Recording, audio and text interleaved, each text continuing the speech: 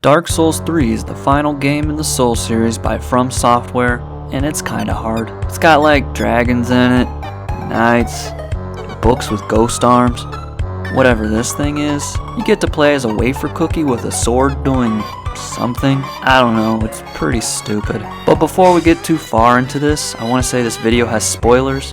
So like if you don't want to know that Kermit the Frog is the final boss, don't keep watching. Also, this is my first Souls game, so I don't know the lore or mechanics very well. There's bound to be some inaccuracies. So let's start off with the story. The game's opening cutscene has a lady talking about fire as some Ninja Turtles fall down. Apparently when the fire is going away, the Lords of Cinder are supposed to re-establish it, but this time they decide not to do it for some reason. We get a good glimpse at them. One is a puddle of lava. There's like a lot of these guys. This dude is huge. Like, whoa. Getting a real Shadow of Colossus vibe here, am I right? Except when you fight him, he's just like a really tall dude. It's kind of misleading, but anyway. Since these guys aren't doing their job, it's up to the Unkindled to make them do it. And that's you. You're just some guy who doesn't have any ember, which I guess is like life. So you essentially have no life. The developers really know how to connect with the target audience. Anyway, after you're done creating your abomination on the character creation screen, you rise from a grave. You're pretty much cursed. You can't ever really die, which is pretty cool.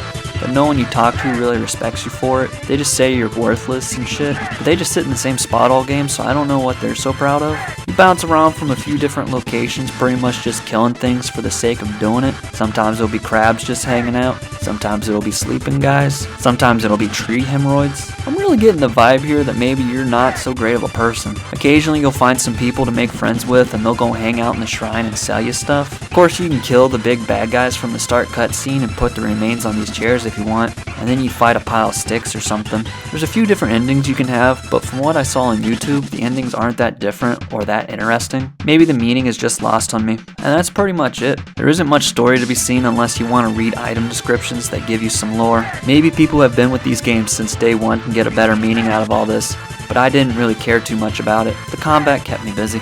The gameplay is pretty solid. It's a third-person action game where you can swing swords and sticks and spears and axes at a variety of monsters and people. Once you commit to an attack, it can't be stopped. So oftentimes you'll power up a swing and helplessly watch as the enemy attacks faster with no way to save yourself.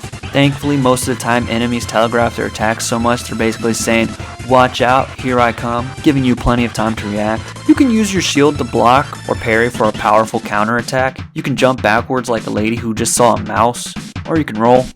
You can roll all you want.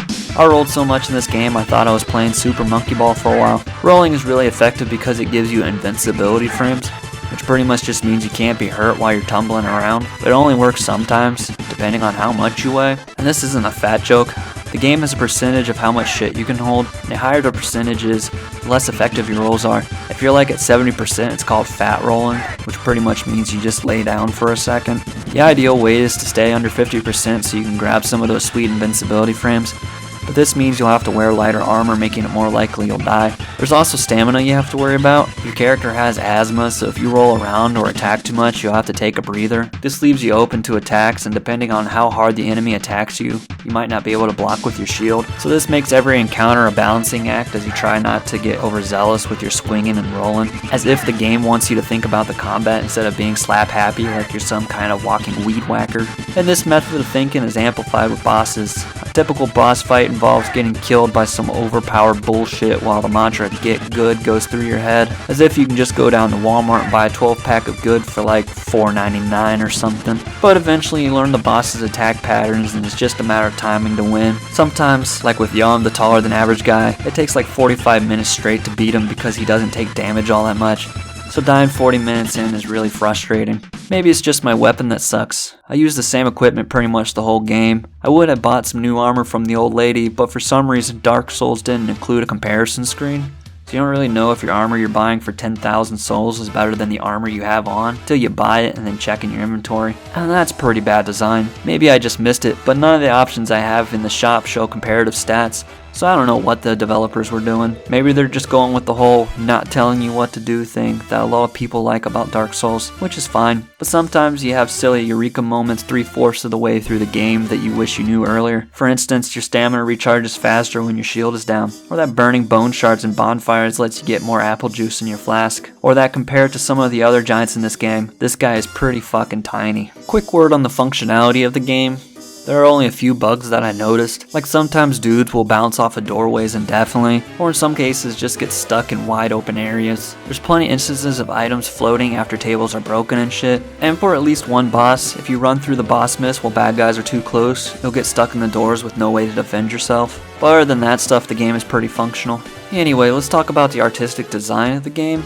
Visually speaking, this game is kind of like a hot from far away kind of deal. And what I mean by this is that at distances, everything looks really good, but as soon as you get close-ups of characters, the game looks like it's from the PlayStation 2. There are plenty of gorgeous views you can see. One in particular is almost awe-inspiring because of how much it contrasts the area before. The game has a few different locations to gawk at, such as churches, and swamps, and churches, and catacombs, and churches. There are a lot of churches in this game, which is kind of disappointing, but a few buttresses never hurt nobody, so it's okay. And in all these locations, the enemies are designed to look like they belong. Of course, you've got Skeletor in the catacombs, Church Guy in the churches, but then there's also these dudes in cages, and these bad guys carrying cages, so you can reasonably imagine them putting dudes in there. And in the swamp, there are these guys holding tree trunks as pikes, which makes for effective weapons against the giant crabs that are around. What I'm saying is most enemies seem to really live where they are found, instead of just being dudes who got stationed there by some evil jerks. Sound-wise, this game isn't Mozart,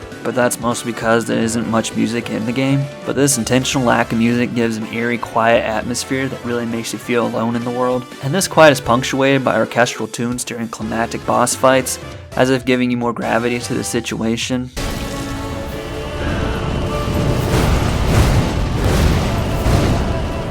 There are also some audio cues that plays when enemies attack that give you a sense of what they're about to do, feeding back into that thinking combat thing I mentioned earlier.